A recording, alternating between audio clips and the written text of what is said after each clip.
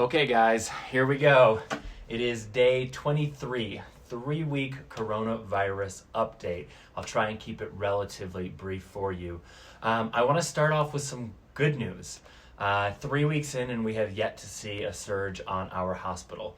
Now we have had some severe cases, including 2 deaths, but right now we have 3 being treated in the hospital, 3 have been evac'd out, and 2 that have very tragically passed away. So 8 total severe cases at this point, which suggests that our initial actions worked. If you remember, after the first case came out on Sunday the 8th, it was just 4 days till we declared a state of emergency.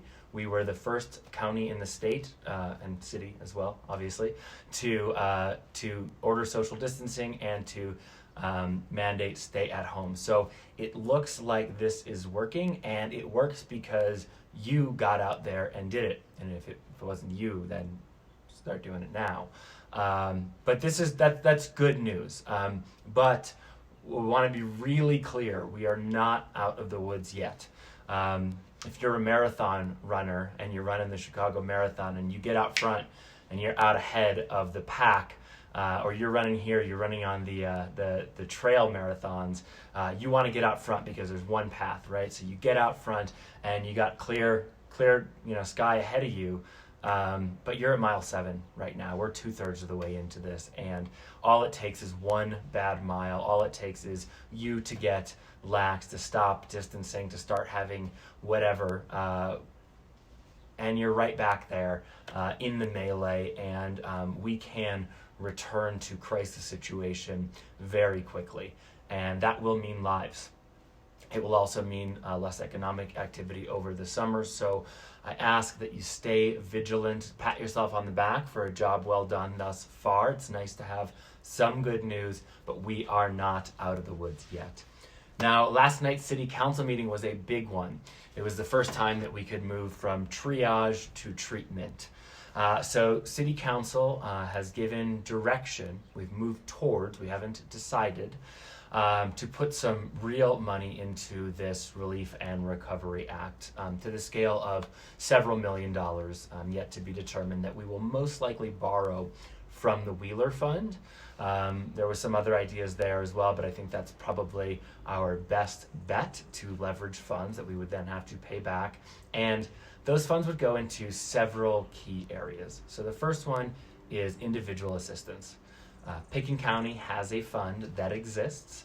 It's already distributing. You go to pickencounty.com/gethelp. That's for food, shelter, economic assistance. So we put some money into that chunk. The second would be medical. So PPE, or personal protective equipment, testing, screening, all the things that we need to do, not just now, but probably through the summer, so that we can welcome individuals back without having a second spike of this outbreak.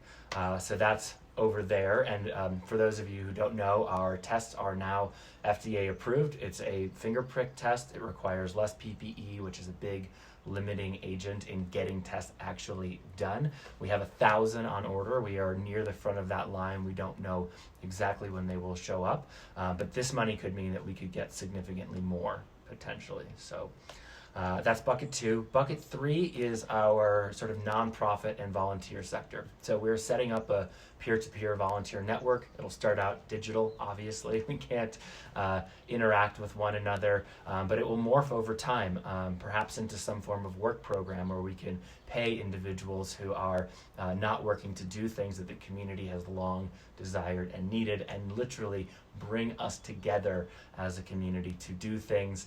This can also help our nonprofits, who can step up and help us organize in this time and make sure that they are paid for their work. The next part is a critical one, which is small business support.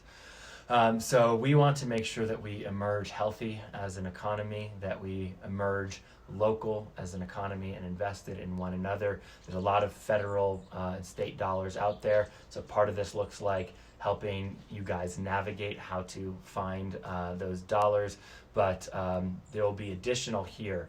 So we're going to be putting together an economic recovery task force that will, amongst other things, help us determine where these dollars are spent. And task forces are coming. So whether that's economic recovery, small business support, private donor fund, volunteers and organizations, we are going to need groups of experts who are in the field to help us identify how to do this best. So if that's something that you're interested in, if any of those buckets sound interesting to you, please reach out to me directly and we'll put you into a little bucket and you'll help us out. I'll also say that our private donors have been stepping up. Shout out to the mayor, to John Sarpa, to ACF for helping coordinate this. We hope that we can raise an additional several $1 million in addition to what the city and county put in. We are in this together. We feel it. There are certain things that city dollars cannot do by law that private dollars can. And so we're trying to figure out how do these things come together so that they're greater than the sum of their parts, and we can leverage the most dollars and resources possible to help our community, but make sure that each dollar is spent as wisely as it can be. So I think that covers the week. Well, what I want to say most is we're not out of the woods yet. We're in a relatively good place because we have been vigilant. We need to continue to do so. It's not easy to be in there all the time. I know it's not for me, and it's probably not for you either, but it's the right thing to do. It's the necessary thing to do. And as we move forward, there will be more opportunities to share with one another, to connect with each other emotionally, in the digital space and otherwise. I'm going to start posting up tools here, things that people are doing for the community. So if you have ideas of things you want to share, if you've got a meditation practice that we can be doing inside, if you've got a idea for how to text your long lost friends, or a workshop on self-betterment, or you've been calling seniors, send me that stuff. Let me know what you're up to. Send me videos, photos. I'd love to share it with others. We're in this together, and we came in it together. We're going to get out of it together, and every crisis is an opportunity. Every hardship in my life or your life is the biggest opportunity for growth. So let's leverage it. Let's get out there. And I look forward to seeing you guys again next week. And if you're watching on Facebook, my Instagram is the best way to get daily, in fact, minutely updates. It's at Skippy Mesereau. Stories are where it's at. So thanks, guys. And when you're enjoying this mountain, make sure that you enjoy, the camera's fighting with me, make sure that you are social distancing, but we are really, really lucky to have it in our lives. Well, that didn't work well, but y'all get the point.